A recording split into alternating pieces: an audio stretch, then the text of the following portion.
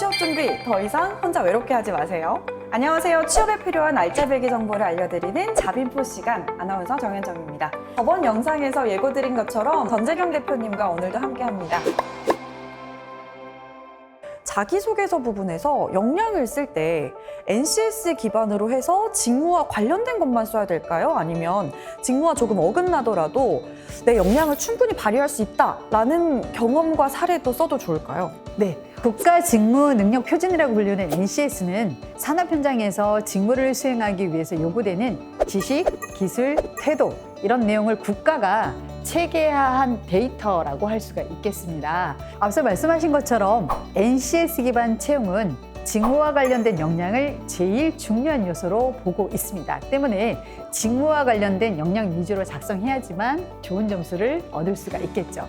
하지만 내가 직무와 관련된 역량이 적다라고 하셨을 때 직무와 조금 어긋나더라도 역량을 발휘해서 성과를 보인 사례가 있으시다면 아주 사소한 스토리라도 찾아내어서 매칭하는 작업이 필요합니다.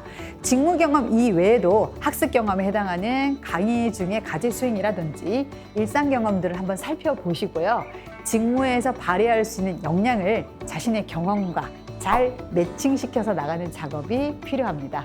매칭이 포인트네요. 그럼요. 사소한 경험이라도 그거를 이제 지원 직무와 연결시켜서 스토리를 잘 풀어 나가신다면은 도움이 분명 되실 건데, 중요한 건 그거예요. 이렇게 스토리를 풀어 나가다 보면은 좀 삼천포로 빠지는 경우가 있을 수가 있어요. 그렇다 보니까 이제 작성을 하시고 계속 검수, 첨사 통해서 본인이 이제 검수라든지 첨삭을 하셔도 되시지만, 이제 대학교에 뭐 취업지원센터라든지 이제 무료로 운영되는 곳이 되게 많거든요. 그런 이제 자기소개서 컨설팅이라든지 이런 거를 이제 사설 기관이 아니라 나라에서 운영을 하는 것도 있기 때문에 그런 쪽을 적극적으로 활용하시면은 좀 더 좀 예쁜 그런 자기소개서가 나오지 않을까 싶습니다. NCS를 준비할 때 취업 준비생 분들이 가장 어려워하는 부분이 어떤 부분을 집중해서 공부를 해야 될까? 이 부분인 것 같거든요. NCS를 준비하기 위해서 먼저 가산점 적용 자격증 준비가 필요하고요. 또한 공기업 준비를 위해서 필기 전략에 집중적으로 시간을 투입하는 것이 필요합니다.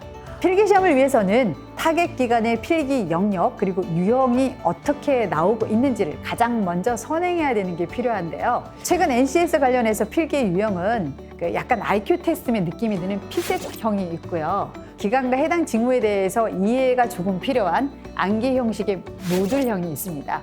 또 하나는 피셋형과 이 모듈형을 합친 혼합형이 출제가 되고 있습니다. 요즘 사설기관에서도 운영하는 취업 카페가 활성되어 있기 때문에 이런 것들을 적극적으로 활용하셔서 NCS를 내 것으로 만드는 과정이 필요하겠습니다. 경험기술서 혹은 경력기술서를 작성할 때 고려할 점이 따로 있을까요? 이 경력기술서와 경험기술서는 그 단어에 있어서 조금 차이가 있는데요. 경력은 보수를 받고 일을 한 경우이고, 때문에 경력기술서는 입사 지원자가 전 직장에서 어떤 업무를 했고 어떤 능력이 있는지, 그리고 그걸 잘 활용해서 채용 기업에 어떻게 내가 쓸 수 있는지를 알려주는 문서라고 할 수가 있습니다. 경험기술서는 금전적 보수를 받지 않은 활동이기도 하고요. 지원한 부분과 직접적으로 관련된 경험을 적어야 합니다. 그래서 채용 부분과 관련이 있고 돈을 받은 게 아니라면 무엇이든지 적을 수가 있습니다. 그래서 예를 들어서 학교 생활 중에 어떤 팀 프로젝트라든지 조별 활동, 그리고 학회 활동이라든지 현장 실습, 수업 과제 이런 것들을 다양하게 경험 기술서에 작성하는 게 가능합니다.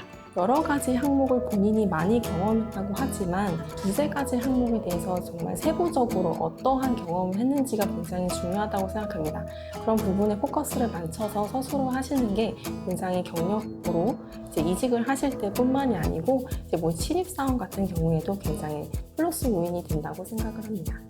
일단 첫 번째 가장 중요한 거는 팩트 기반으로 작성을 해주셔야 되십니다. 더 경험을 한 것처럼 보여주고 싶으시겠죠. 하지만 조금 이제 부풀려서 적다 보시면은 서류 전형에서 합격하셨더라도 1차 면접관, 2차 면접관님들이 그 경험 기술서 뭐 그런 관련해서 질문을 해주실 거거든요. 거기에 대해서 정확하게 답변을 못하시면 오히려 마이너스 요인이 될 수 있기 때문에 반드시 팩트 기반의 내용을 좀 기재해 주시면 좋을 것 같고요. 프로젝트라든지 뭐 회사 이런 뭐 인턴 등등 이런 경험을 적어주실 때 기여도, 그러니까 본인이 거기에서 얼만큼의 역할을 수행을 하셨는지에 대해서 꼭 기재를 해주시면 좋을 것 같아요. 요즘에는 실무 경험이 굉장히 중요하다고들 하잖아요. 네. 그래서 대한상공회의소 인력개발원 같은 훈련 기관을 활용해서 실무 경험을 쌓는 것도 굉장히 좋을 것 같습니다. 네, 그럼요. 이 경험기술서에 있어서 앞서 말씀드린 것처럼 직무와 관련된 내용이라면 무엇인지 오케이입니다. 근데 직접적으로 이런 경험을 쌓아서 적어낸다면 훨씬 더 도움이 되는 내용으로 갈 수가 있겠죠.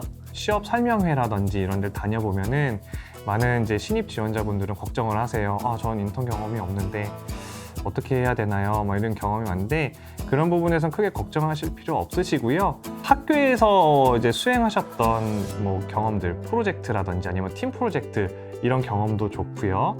아니면 교육 이수 사항에 대한 거를 또 이제 스토리 형태로 해서 풀어주셔도 되십니다. 사실 학교 생활 안에서 직무 관련 경험을 하기가 쉽지 않으실 거예요. 그렇다 보니까 대한상공회의소 인력개발원에서 이제 운영하는 그런 프로그램이라든지 이런 거를 적극적으로 많이 경험하시고 이렇게 하신다면은 자기소개서를 작성하신다든지 아니면 이력서에 한 줄 더 이제 넣으실 수 있는 좋은 경험이 되실 거니까요. 대한상공회의소 인력개발원 프로그램을 좀 적극적으로 활용해 주시면 좋을 것 같습니다. 보통 기업들이 선호하는 스펙 이런 게 따로 있을까요? 그럼요. 아무래도 직무와 관련된 경험을 많이 선호하시겠죠. 그래서 이 업무와 관련된 자격증이라든지 컴퓨터 관련 자격증 또는 인턴 경험 등을 선호하게 되어 있는데요. 전문적인 교육기관에서 훈련을 받으면 이 자격증을 취득하는 게 훨씬 더 수월합니다. 대한상공회의소 인력개발원은 정부에서 교육훈련비 전액을 지원해주고 있기 때문에 훈련도 받고 그리고 실무 경험도 쌓고 자격증도 딴다면 일석삼조의 효과를 누릴 수가 있으시겠죠. 그래서 실무와 관련 없는 스펙을 쌓기보다는 직무와 관련도가 높은 역량을 얼마나 보유하고 있느냐가 훨씬 더 중요하다라고 말씀을 드립니다. 아무래도 당사는 제조업 회사이다 보니까 품질 같은 경우에는 식스시그마 같은 자격증을 많이 보유하고 있고 마케팅 같은 부분은 어학 수준을 많이 보고 있기 때문에 토익 점수라든지 오픽 점수, 토익 스피킹 같은 부분도 있고요. 그리고 자격상 부분은 본인 직무와 본인이 지원한 부분에 대해서 같이 연관성이 있는 부분을 많이 중점으로 두고 있습니다.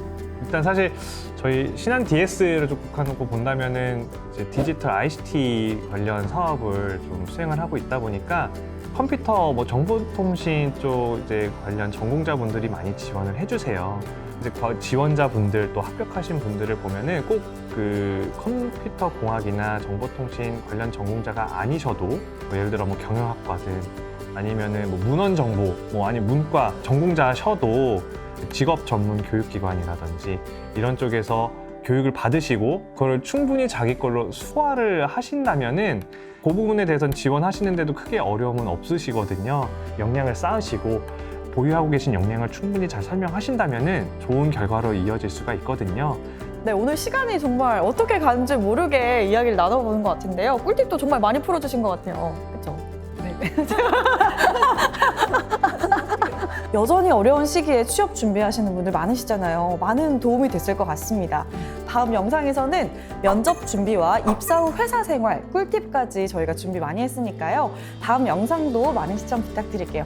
그리고 다음 영상을 빠르게 확인하시려면 해야 할 것이 있죠. 대표님 준비되셨나요? 그럼요.